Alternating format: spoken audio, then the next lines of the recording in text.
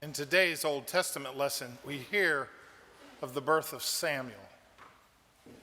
In it, we hear Hannah's prayer, which the church has long held anticipates the events surrounding the birth of Jesus.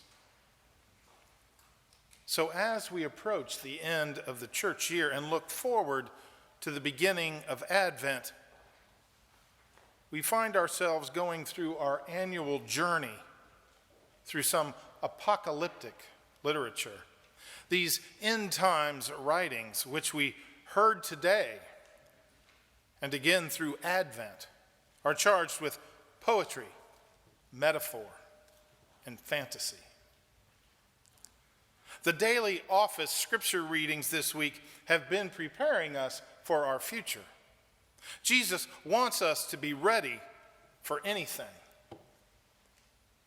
We asked him to increase our faith and our trust, and he reminded us that his Spirit is dwelling within us, and that we are to respond in faith and love. And in our gospel reading, Jesus reminds us that things won't always be well and according to plan. You see, towering buildings are not supposed to crumble to the ground. Oceans are not supposed to leap out of their seabeds and flood miles inland. The ground is not supposed to shake and move from side to side like our favorite amusement park ride. Peaceful and lovely mountain towns are not meant to be vaporized by forest fires. Yet, all who watched the World Trade Towers collapse, have seen a tsunami flood a nation, experienced an earthquake, or suffered through the devastation of a forest fire, know that such events do happen. Those who have provided care for the victims report that all of the victims express a profound sense of loss. Not only have they lost loved ones and property, but in a deep and abiding sense, they have also lost their innocence. They now know that something they once believed to be sure, that a towering structure would stand forever, for instance, or that the ocean would stay securely in its seabed, is no longer true. They have lost the foundational belief which they once built their lives. No longer will they be able to step on the ground without wondering, if only for a moment, whether the ground is going to remain stable. No longer will they be able to look out onto a majestic mountain and forest without wondering if a destructive fire will come again. Poet William Butler Yeats captures this sense of innocence lost in his description of the end times in the opening lines of his poem, The Second Coming. Turning and turning in the widening gyre, the falcon cannot hear the falconer. Things fall apart. The center cannot hold. Mere anarchy is loosed upon the world. The blood-dimmed tide is loosed, and everywhere the ceremony of innocence is drowned. As Jesus and his disciples are leaving the temple, the disciples speak about the large stones and the buildings that appear immovable.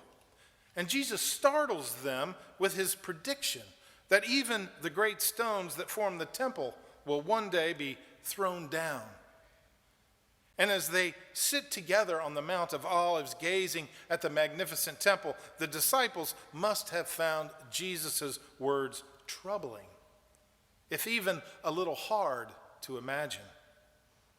Peter, James, John, and Andrew ask Jesus privately when his prediction will come to pass.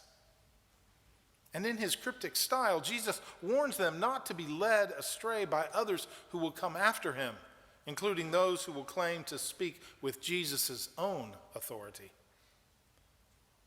And he continues to tell them not to be worried by wars, rumors of wars, earthquakes, or famine. Jesus does not answer the disciples' question directly. Instead, he sets out for them a way to live that does not focus their attention on the destruction of the temple or the second coming. During my Navy career, my wife and I spent almost 20 years in Tidewater, Virginia, near Virginia Beach, where Pat Robertson's 700 Club, Christian University, and Worship Center is located. And because of the close proximity, we often heard stories of him and his colleagues attempting to draw all our attention to and wanting the public to focus all our energy on the end of the age. They interpreted every tragic event, every hurricane, every war, every famine, every forest fire, and every earthquake as part of God's plan for the second coming.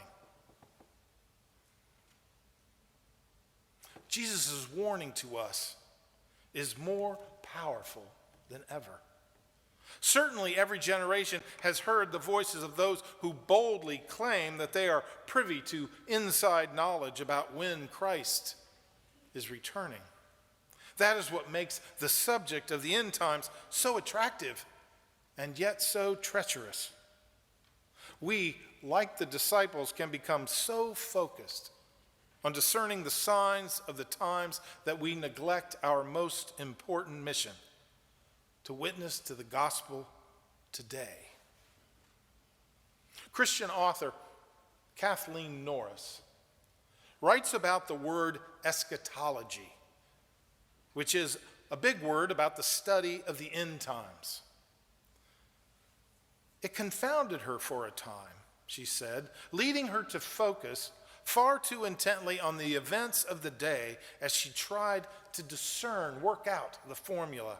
And eventually she found her way through her fear of the end times, coming to regard Christ's return as life-affirming in ways more subtle than any dictionary definition could convey. And she writes, "What I mean is this. An acquaintance of mine, a brilliant young scholar, was stricken with cancer and over the course of several years came close to dying numerous times. But after extensive treatment, both radiation and chemotherapy, came a welcome remission. Her prognosis was uncertain at best, but she was again able to teach and to write. I would never want to go back," her friend shared, "because now I know what each morning means. And I am so grateful just to be alive." And when a colleague shared with her, "We have been through so much together in these last few years," the younger woman nodded and smiled. "Yes," she said emphatically. "Yes, hasn't it been a blessing?" So how does one survive the devastation of an aggressive cancer diagnosis or other illness, the crashing down of a building, or the aftermath of a natural disaster? How does one survive the loss of innocence? How does one live in the midst of competing voices, all full of passionate intensity, claiming that these are signs of the end of the age? Our focus must not be on the signs themselves, but rather on the one who is to come, the one who enables us to look up after such devastation and claim the certainty of blessing. Things may seem to be falling apart in our world, in our nation. It may appear that anarchy has been loosed on the world. Nevertheless, the center holds.